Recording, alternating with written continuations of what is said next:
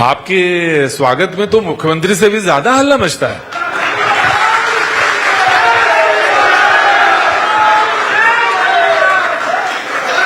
नहीं, ऐसा तो बिल्कुल भी नहीं है। और मुख्यमंत्री, अब आप राजनीति समझ गए हैं। मुख्यमंत्री जी ने जो लाइन खींची है उस ऊर्जा का प्रतिबिंब आपको दिखाई दे रहा है, क्योंकि अभी अभी मुख्यमंत्री जी जो बोल के गई है वो ऊर्जा इस हॉल में दिखाई दे रही है।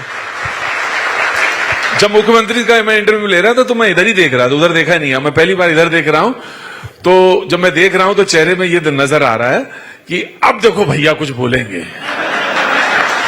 साफ साफ पढ़ो, सब लगे अब भैया कुछ बोल देंगे। ये प्रतीक भैया के बोलने का वेट हो रहा है। कपिल जी, मैं आपको कई बरसों से जानता हूं, आप हमेशा चर्चा में रहते हैं, इतनी चर्चा में रहते हैं कि कभी कभी आपको लगता होगा ये अफसोस हो गया, ये इतना ज्यादा नहीं बोलना चाहिए था, बहुत ज्यादा बोल दिया, ऐसा लगता है कभी? वो दिन तो अभी आना बाकी है।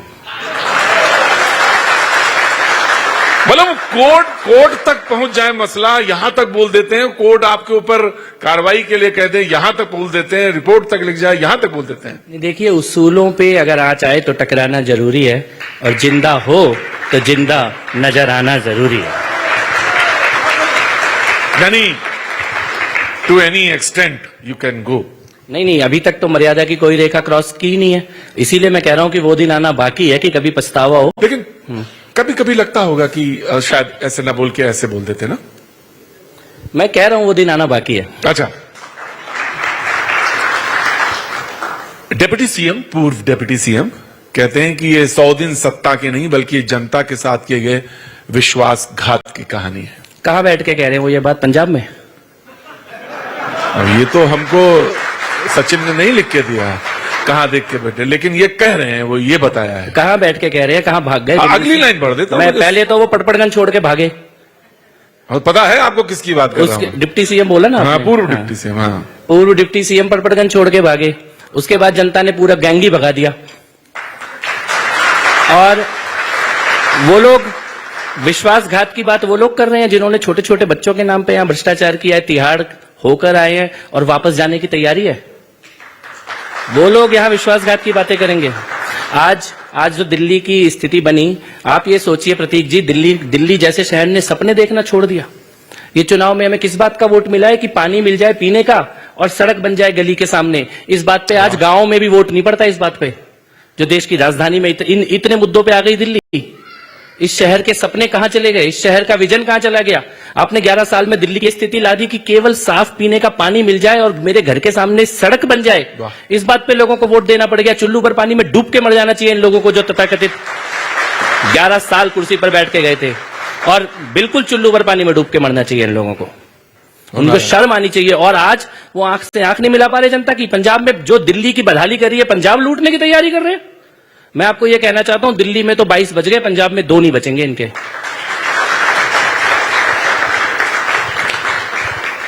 यहीं के नेता हैं दिल्ली के। उन्होंने कहा कि ये जो सर्जिकल स्ट्राइक हुई थी वो सर्जिकल स्ट्राइक नहीं, वो फर्जिकल स्ट्राइक थी।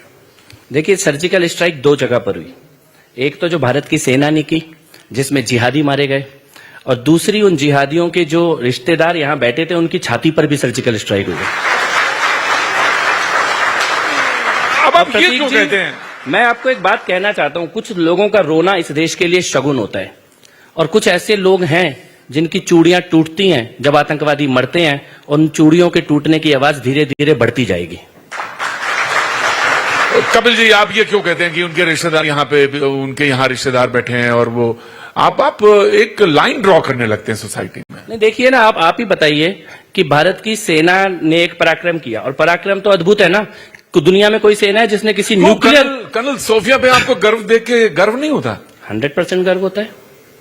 तो यहाँ कौन होंगे जिनके ऊपर ऐसा हो रहा होगा? मैं ये कहना चाहता हूं कि जब भारत की सेना ने पाकिस्तान में आतंकवादी अड्डों को नष्ट किया और एक न्यूक्लियर पावर के एयर बेसेस को नष्ट किया, उसमें अगर आपके मन में हर्ष नहीं है, उत्साह नहीं है, उल्लास नहीं है, और चेहरे पे आपके मुस्कुराहट नहीं है, तो आपके मन की जो पीड़ा है ना, वो पीड़ा बताती है कि आप लाइन के किस तरफ खड़े हो। ये लाइन मैंने ड्रॉ नहीं करी है, लाइन वो लोग खुद ड्रॉ कर रहे हैं।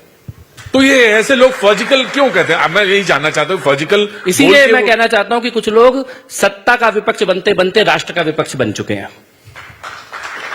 आप सत्ता का विपक्ष बनिए, आप राजनीति का विपक्ष बनिए, आप व्यक्ति का विपक्ष बनिए, आप किसी नेता का विरोध करिए, लेकिन देश का विरोध मत करिए। और इसकी लड़ाई उनकी अपनी पार्टियों में शुरू हो चुकी है, इसके लिए हमें कहने की जरूरत नहीं है। वहां पर भी जो ये जानते हैं कि सत्ता का विरोध और देश का विरोध अलग अलग होता है, उनके बयान अलग हैं, और जो इस भेद को समझ नहीं पा रहे हैं उनके बयान अलग हैं। तो आप सलमान खुर्शीद की बात कर रहे हैं, और आप मैं जिसकी बात कर रहा हूं वो आप भी समझ गए, और पूरा सदन भी समझ गया, और पूरा देश भी समझ रहा है, पूरा देश भी समझ अच्छा रहा बोले वो 370 पे सलमान खुर्शीद। मैं इसीलिए कहना चाहता हूं कि सत्ता का विपक्ष बन के आप कुछ भी बोलिए, लेकिन राष्ट्र का विपक्ष मत बनिए। और खास तौर पे युद्ध काल में योद्धा नहीं बन सकते तो मत बनो, शल्य मत बनो। एक तरफ सलमान खुर्शीद हैं, एक तरफ शशि थरूर हैं, जो रिप्रेजेंट कर रहे हैं इंडिया को टेक्निकली, और जो बात कह रहे हैं वो मन से ही कह रहे हैं, आज सही कह रहे हैं। और एक तरफ रेवंत रेड्डी जी हैं, वो कह रहे हैं कितने राफेल गिरे या कितने जेट्स गिरे वो पता होने चाहिए। मैं यही तो कहना चाह रहा हूं कि सत्ता का विपक्ष बनो, राष्ट्र का विपक्ष मत बनो। और क्यों तुम्हारा ऐसा बयान हो जो पाकिस्तान के टीवी चैनल तुम्हें हेडलाइन में हीरो की तरह दिखाएं? क्यों ऐसा बयान देना है? क्यों ऐसी बात करनी है जो एक पराजित मुल्क, लड़ाई चुनाव तो लड़ा इनको यहां, तो वो पाकिस्तान के टीवी पे क्यों आना चाहिए? वोट बैंक की मजबूरी होगी, मुझे नहीं पता क्या मजबूरी है, लेकिन मैं ये मानता हूं कि शायद इस देश में किसी भी धर्म और समाज का कोई भी व्यक्ति नहीं होगा जो देश के खिलाफ बोलने पर वोट देता हो। ऐसा आज तक का मेरा पूरा विश्वास है, और इसीलिए मैं मानता हूं कि जो भी ऐसा कर रहा है वो इतिहास के साथ, वर्तमान के साथ और अपनी स्वयं की राजनीति के साथ बहुत गलत कर रहा है। और एक सर्जिकल स्ट्राइक भारत की सेना ने की है जहां आतंकवादी नष्ट हो रहे हैं, दूसरी सर्जिकल स्ट्राइक भारत की जनता भी कर रही है जनादेश के माध्यम से, जहां इस प्रकार की मानसिकता के साथ राजनीति करने वाले नष्ट हो रहे हैं। वो कह रहे हैं कि जब आप तिरंगा यात्रा निकाल रहे हैं, आप जगह जगह जा रहे हैं, तो इसके पीछे आपका मन ये है कि आप राजनीति करना चाह रहे हैं, आप चुनाव करना चाह रहे हैं, उसको भारतीय सेना के शौर्य को पोलिटिसाइज करते हैं। तिरंगा वो भी उठा ले, किसी ने रोका है क्या? अगर उन्हें चांद तारे का ही झंडा उठाना है और तिरंगा उठाने में उन्हें राजनीति दिखाई देती है, तो माफ कीजिएगा, ऐसी राजनीति चलने नहीं वाली इस देश में। तिरंगा उठाइए, तिरंगा यात्रा वो भी निकाल ले, किसने रोका तिरंगा यात्रा निकालने से?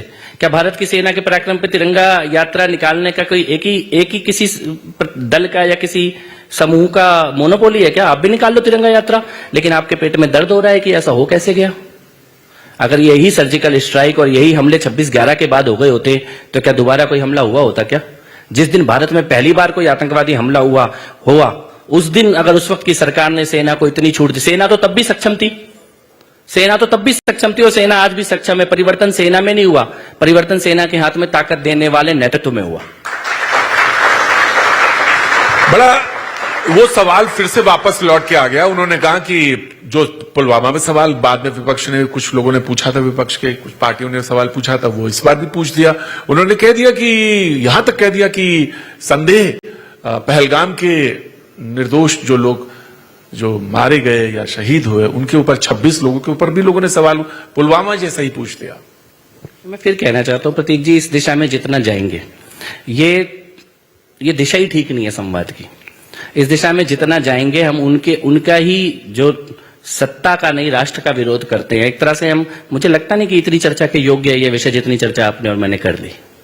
मैं दिल्ली के ऊपर लौटता हूं और सवाल 100 दिन पूर्व सरकार ने कई उपलब्धियां गिनवाई, सरकार ने कई चीजें कही, लेकिन अरविंद केजरीवाल जी के नेतृत्व में कुछ लोगों ने, एक वीडियो आया उसमें उन्होंने कहा कि पावर कट जो है दिन रात झेलनी पड़ रही है, पानी की कटौती आम हो गई है, मोहल्ला क्लिनिक बंद हो गए हैं, प्राइवेट स्कूल फीस बढ़ गई है, सारे वादे जुमले साबित हुए। देखिए, पावर जिसकी कटी वो पंजाब भाग गया।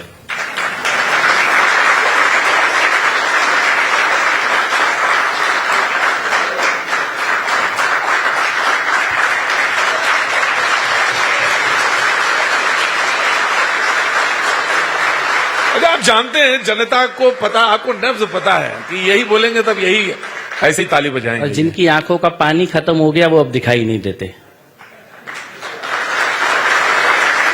मोहल्ला क्लिनिक कभी खुले ही नहीं थे तो बंद क्या होंगे? लेकिन आखिरी लाइन उन्होंने एक बात और कही, आखिरी लाइन में उन्होंने हमें पूरा पढ़ा था, आखिरी लाइन को सारे वादे जुमले। हाँ, तो ये हो सकता है कि पूछ रही है पंजाब की जनता एक एक जुमले का हिसाब, और अभी वहां का भी हिसाब होगा। नहीं तो आप दिल्ली का मैं दिल्ली का आपको बताता आप हूं। दिल्ली का हिसाब नहीं मैं 100 देंगे। दिन की उपलब्धि एक लाइन में बता देता हूं। दिल्ली को पहली बार फुल टाइम सीएम मिला है। 100 ही दिन हुए हैं, केवल 100 ही दिन हुए हैं। और प्रतीक जी, दिल्ली का सचिवालय पिछले 100 दिन में जितने दिन खुल गया ना, इतना पिछले टोटल मिला के 11 साल में नहीं खुला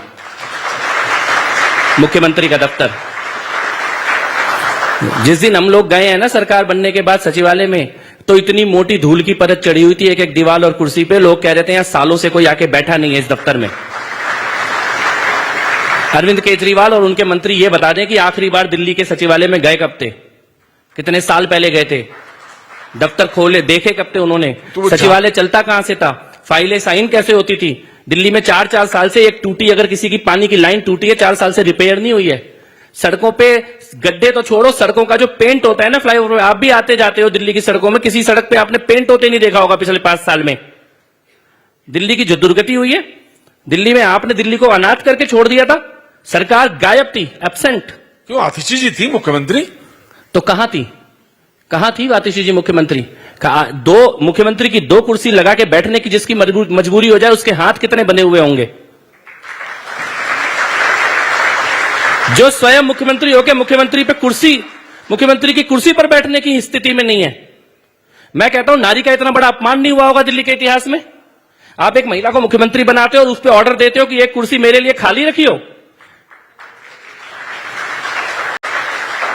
100 दिन में दिल्ली में क्या बदला है मैं आपको बताता हूं। दिल्ली में सरकार प्रेजेंट है। दिल्ली की सरकार और अधिकारियों के बीच में जो मीटिंग हो रही है, दिल्ली की जनता देख रही है। विधायक और निगम पार्षद और सांसद और मंत्री सड़क में दिखाई दे रहे हैं। कोई डिनाई नहीं कर सकता, विरोधी भी डिनाई नहीं कर सकते इस बात को कि नाले के ऊपर क्रेन लगी है और नाले की सफाई हो रही हो। यह दृश्य दिल्ली ने आखिरी बार देखा कब था कि नाले की सफाई भी होती है, सीवर की सफाई भी होती है, पानी की लाइन का रिपेयर भी होता है, सड़क के गड्ढे भी भरे जाते हैं, पेड़ भी लगाए जाते हैं। जन सुनवाई हर शनिवार को डीएम के ऑफिस में हो रही है। क्या 11 साल में इतना करने से भी एलजी ने रोका था क्या? कि जो कहते थे कि मैं जनता का दरबार लगाऊंगा, एक जन सुनवाई नहीं की गई। मुख्यमंत्री के खुद के घर के दरवाजे बंद थे। आज मुख्यमंत्री के दरवाजे पे रोज सुबह 5 बजे 1000 लोगों की लाइन लगती है और एक एक व्यक्ति से मुख्यमंत्री स्वयं मिलती है और उसका वीडियो पूरी दिल्ली देखती है, लाइव चलता है। आप आखिरी बार बताओ दिल्ली के मुख्यमंत्री जनता से मिलते हुए कब दिखाई दिए थे? आप सवाल पूछ रहे हैं, ये विपक्ष सवाल पूछ रहा है। आज मैं तो ये कहता हूं तो रामलीला मैदान पे ही पूरी वहीं से कार्रवाई करने वाले। पहली और आखिरी बार केवल घोषणा हुई। कब लगा रामलीला मैदान पे जनता का दरबार? लगा नहीं, वो लगा वाली बात है, लेकिन ना जब लगा सकते थे तब लगाया नहीं, और अब जनता कभी लगाने लायक बनाएगी नहीं। अच्छा, मैं एक सवाल आपसे, मैंने देखा कई मंत्रालय, लॉ एंड जस्टिस है, labour department, employment department, development of art and culture, tourism department, language department. मैं एक सवाल आपसे एम्प्लॉयमेंट डिपार्टमेंट में पूछना चाहता हूं कि दिल्ली में रोजगार को लेकर, क्योंकि दिल्ली में कह रहे हैं 30 तक देख रहा था आक्रमण, 2.63 लाख, मतलब 2,63,00,000 की करीबन आबादी होने वाली है आसपास। तो खास तो दबाव भी होगा दिल्ली पे बहुत। और मैं जानना चाहता हूं यहाँ के युवाओं को रोजगार और रोजगार की तरफ ले जाने वाली कौन सी योजना है, और 100 दिन में आपने क्या खाका बनाया? सवाल तो बहुत सारे हैं, लेकिन ये एक ऐसा सवाल है जिसको सब जानना चाहते हैं। नहीं, ये गंभीर सवाल है दिल्ली के लिए और देश में। दिल्ली की राजधानी में एक समय ऐसा था जब लोग रहते बाहर थे और दिल्ली काम करने के लिए आते थे। जी, exactly। जब ये सैटेलाइट सिटीज बनाई जा रही थी और डेवलप किया जा रहा था दिल्ली एनसीआर, तब दिल्ली रोजगार का गढ़ था और दूर दूर से भी लोग यहाँ नौकरी करने आते थे। लेकिन पिछले 10 साल में स्थिति ऐसी हो चुकी है कि दिल्ली का लड़का भी सुबह उठता है और गाड़ी लेके, बाइक लेके, मेट्रो लेके नोएडा और गुड़गांव जाता है नौकरी करने के लिए। दिल्ली में रोजगार की कोई स्थिति बची ही नहीं है। दिल्ली में पिछले 11 साल में एक भी नया इंडस्ट्रियल जोन डेवलप नहीं किया गया। दिल्ली में कोई नई इंडस्ट्री नहीं लाई गई। दिल्ली में किसी प्रकार का स्वरोजगार तैयार नहीं किया गया। केंद्र सरकार की योजनाओं को आने से रोक दिया गया और अपनी योजनाएं बनाने की कोई स्थिति नहीं रखी गई। मैंने आरटीआई डाली, दिल्ली की सरकार को आरटीआई डाल के मैंने पूछा कि आपने पिछले 5 साल में कितनी नौकरियां दी है, और इतना शर्मनाक जवाब है, 4 लोगों को नौकरी मिली है 5 साल में, 4 लोगों को। और वो भी 4 लोगों को, वो 4 लोगों को नौकरी मिली है जिनका कोई परिवार का पहले ही सरकारी नौकरी में था और किसी का देहांत होने के कारण अनुकंपा के आधार पर, यानी एक भी नौकरी आपने जनरेट नहीं करी। और मैं ये कहना चाहता हूं, अपना प्लान ऑफ एक्शन आगे रखने से पहले मैं ये कहना चाहता हूं कि जिन्होंने दिल्ली में ये स्थिति पैदा करी और जो अभी अभी फरवरी में बेरोजगार हुए हैं, दिल्ली उनको दोबारा रोजगार नहीं देने वाली। लेकिन जहां तक प्रतीक जी, एक सेकंड में अपनी बात पूरी कर लेता हूं। जहां तक दिल्ली के एक्शन प्लान की बात है, हम लोगों ने अभी एम्प्लॉयर्स और एम्प्लॉइज दोनों के साथ मीटिंग करनी शुरू की है और हम दिल्ली में रोजगार मेलों की शुरुआत करने जा रहे हैं। इसमें CII, फिक्की, इन सभी इंडस्ट्रियल एसोसिएशंस को हम साथ लेने जा रहे हैं। केंद्र सरकार के जो हमारे मंत्री है मनसुख मांडविया जी, उनके साथ मैंने मीटिंग की है। दिल्ली में कई तरह के स्तर पर, एक तो दिल्ली के इंडस्ट्रियल जोन डेवलप करने की बात है, जिसमें नई इंडस्ट्री दिल्ली में आए, नॉन पॉल्यूटिंग इंडस्ट्री आए, वर्चुअल रियलिटी का जो पूरा गेमिंग का जो पूरा इंडस्ट्री है। मैं मुंबई गया था, उन लोगों से मिलकर आया हूं, उस इंडस्ट्री के लोगों से, और उनको इन्वाइट किया है कि हम दिल्ली में आपको जमीन देंगे और आपके लिए स्पेशल जोन क्रिएट करेंगे। दिल्ली को न्यू एंटरटेनमेंट का जो कैपिटल है वो बनाने के लिए, जिसमें दिल्ली के लोगों को रोजगार मिले, उसकी हम लोग तैयारी कर रहे हैं। साथ ही साथ जो एग्जिस्टिंग दिल्ली के इंडस्ट्रियल एरिया हैं, उनको हम अच्छा इंफ्रास्ट्रक्चर दें, उनको सब्सिडाइज रेट में हम बिजली दें, उनको हम पानी की सुविधा दें, जिसके कारण कि वो ज्यादा से ज्यादा लोगों को और रोजगार दे सके। इस दिशा में हम लोग प्रयास करने जा रहे हैं। हमारे एजुकेशन मंत्री साहब अभी इसी सभागार में आने ही वाले हैं, आशीष सूद जी। स्कूल लेवल पे इंटर्नशिप इसकी तैयारी वो कर रहे हैं, ट्रेनिंग की तैयारी कर रहे हैं कि बच्चा स्कूल से निकलते ही खुद का कोई काम करने की तैयारी कर ले। प्रधानमंत्री जी का जो विजन है, उस विजन को दिल्ली में इंप्लीमेंट करें और जो 2047 में विकसित भारत का लक्ष्य है, उसमें विकसित दिल्ली एक बड़ा नींव बन के साबित हो। इस दिशा में हम लोग आगे बढ़ने जा रहे हैं। एक तरफ ये है कि एक तरफ ये आखिरी सवाल है, दूसरी तरफ वो बहुत सारे लोग हैं जो कह रहे हैं एग्जिस्टिंग जो जॉब थे, जो कि परमानेंट नहीं थे स्ट्रक्चर के, उनको निकाल दिया और उसमें बहुत सारे लोग कह रहे हैं आयुष्मान वाले भी हैं, उसमें बहुत सारे रोजगार के जो थे, उन्होंने कहा कि उनको आप निकाल रहे हैं और बाकी आप योजना बता रहे हैं। देखिए कॉन्ट्रडिक्शन है।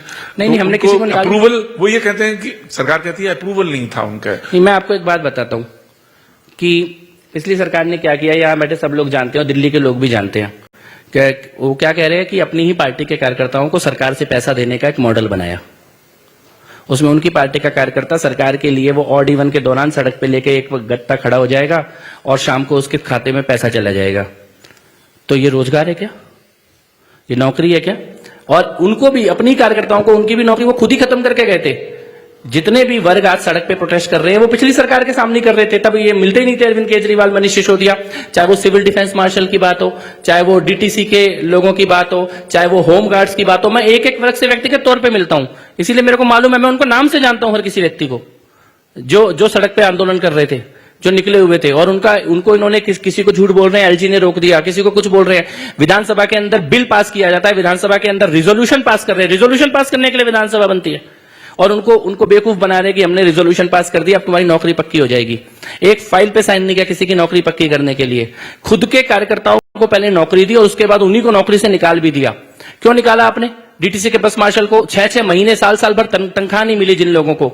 आज उसको ठीक करने का काम हमारा है। लेकिन आप ये भी मान के चलिए, और मैं बिल्कुल जिम्मेदारी के साथ ये कह रहा हूं कि कोई मंत्री का, MLA का भाई भतीजा लगा दिया गया था पिछली सरकार में गैर कानूनी तरीके से, और आपको लगता है कि ये सरकार भी उसको तनख्वाह देती रहेगी? ऐसा होने नहीं वाला।